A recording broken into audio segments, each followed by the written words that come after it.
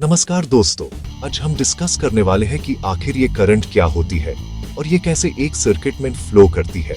अगर हम कहते हैं कि एक सर्किट में करंट फ्लो हो रही है तो इसका क्या मतलब है कि एक्चुअल में क्या फ्लो हो रहा है।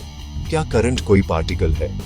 तो नहीं, करंट पर जाने से पहले हमें ये पता होना चाहिए कि करंट जिस मटेरियल से होकर फ्लो कर रहा है उस मटेरियल की इंटरनल स्ट्रक्चर कैसी है। क्या करंट सभी मटेरियल से फ्लो कर सकती है?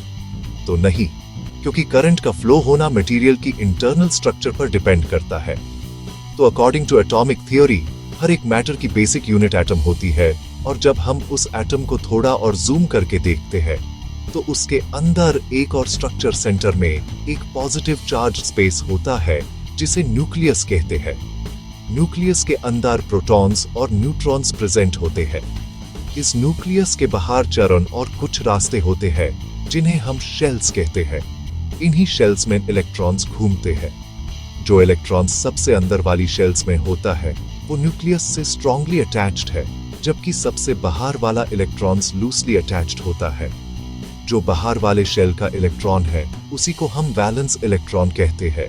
जब इस वैलेंस शेल के इलेक्ट्रॉन्स कुछ एनर्जी एक्सटर्नल कॉज से लेते हैं तो वो उस शेल से फ्री हो जाते हैं।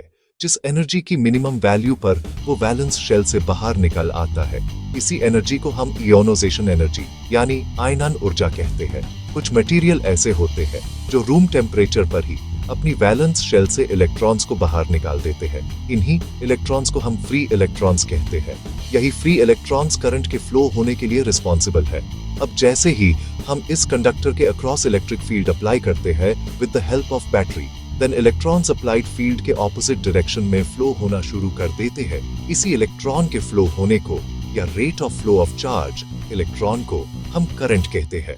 इसकी यूनिट एम्पीयर होती है।